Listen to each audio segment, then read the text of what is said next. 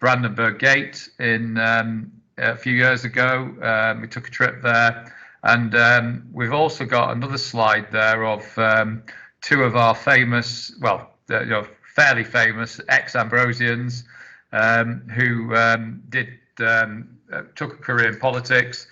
Paul Maynard, who's now an MP.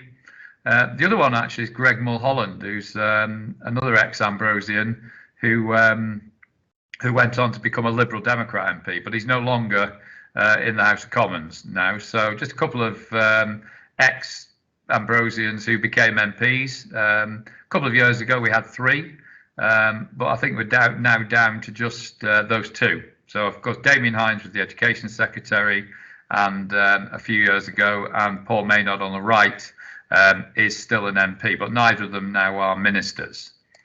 Okay, what do you need to? What skills do you have needed really for politics? And you can look at these things here. First of all, I think the obvious one, and the one that I think you probably have got really, otherwise you wouldn't be in on the presentation, is an interest in current affairs and politics. So in order to do the subject, you need to be interested in the topics that we study. You may become interested, but it's good if you've got an interest in current affairs and politics. That'll be a good sign that you'll enjoy the subject. Secondly, that you'll read, you've read some textbooks and texts and books associated. Now that may be not yet. You may do that when you're doing politics.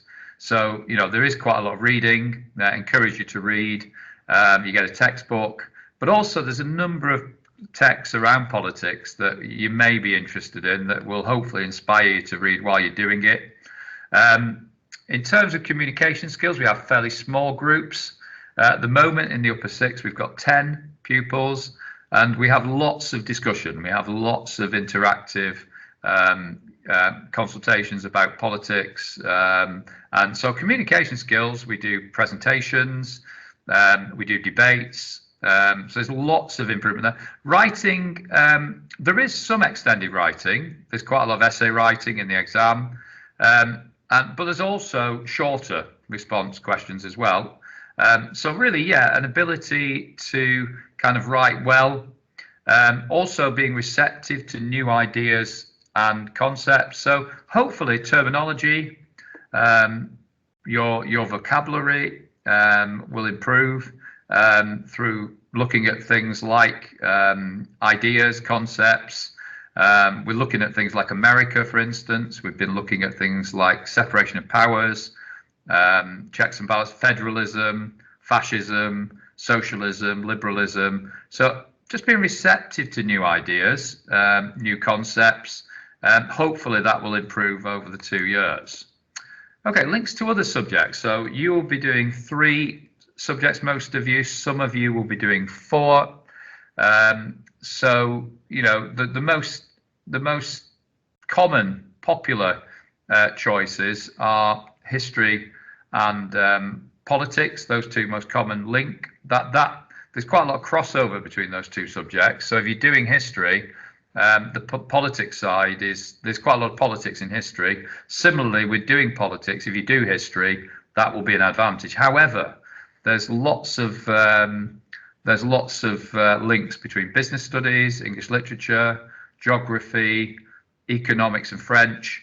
But I was talking to a parent today, and they were doing politics, chemistry, and biology. So it is possible to do science subjects with politics, but I think the most common ones are probably history and politics, and economics, business studies, English, geography, but it doesn't have languages also. We've got 1 or 2 people doing languages also.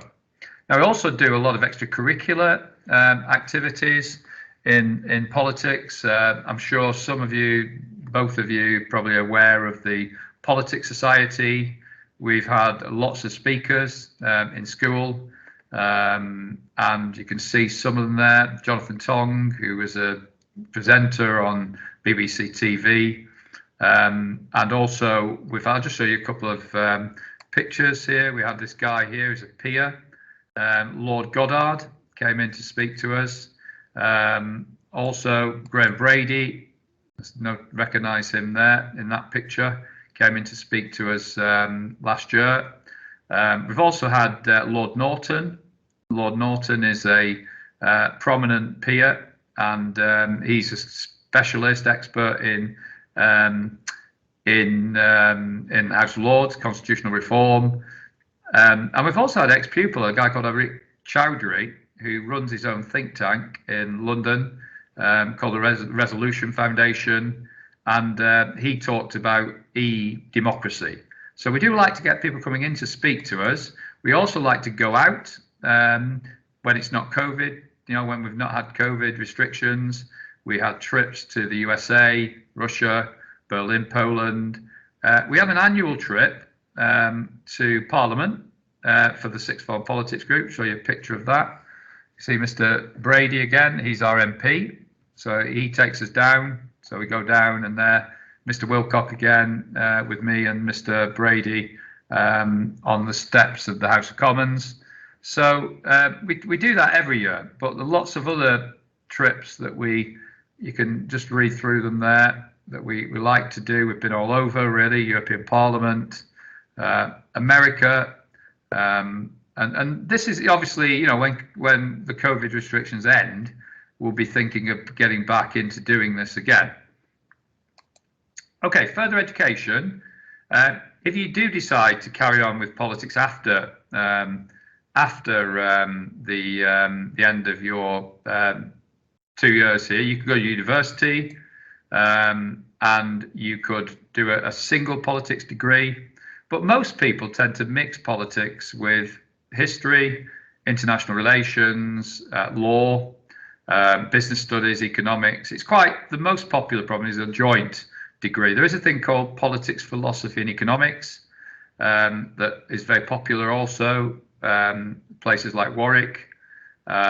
We've also had people doing that at Oxford, and people doing that in the LSE. So there is a chance that most people tend to like to combine politics. If you're really interested in politics, then you probably would want to do a single politics degree, not mixing it with anything else. Now, also in terms of careers, then obviously we've had people who become politicians. That's quite rare, but we've had a lot from here. We've had 3 or 4 different people who've done politics, but also people who've done political research. Max Chambers, an ex-pupil, was a special advisor to David Cameron, and Philip Ball was an advisor to Andy Burnham. But other careers, things like law, business, can't really see everything in that slide there. And very quickly, just in terms of the topics that we do, because I haven't really got the syllabus. It's in your booklet. Would be the lower 6 would be British politics, UK politics. The upper 6 is a mixture of American politics and ideologies. And the ideologies is a study of things like socialism, liberalism, conservatism, and nationalism. We found that the kids have, the pupils have found that particularly interesting there. Okay, have you got any questions? Because I think we're going to come towards the end of this. I think we're due to start the next session at 6:50. So has anybody got any questions here? You want to stick your hand up on the thing and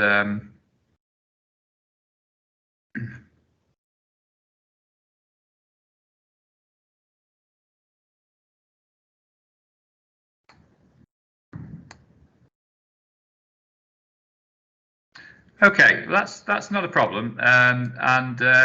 One thing I would say is that any questions you do have, my room is 2404. It's humanities. Feel free to pop up to my room. I've got my politics resources, and I've got knowledge organisers, and I've got the scheme of work and books and so forth. If you want to have a look, I just want to chat about the course. then if you want to pop up, and if you are a parent, then if you email me, I will send you anything you're not sure about, anything in relation to the course itself. Okay, thanks a lot. And if you want to leave the meeting now, I think you would have to leave the meeting now to start the next one at 6:50. Okay, thanks a lot. Thanks, Mr. Lindsay. Thanks, Mr. Preston. Thank you. Bye. Bye.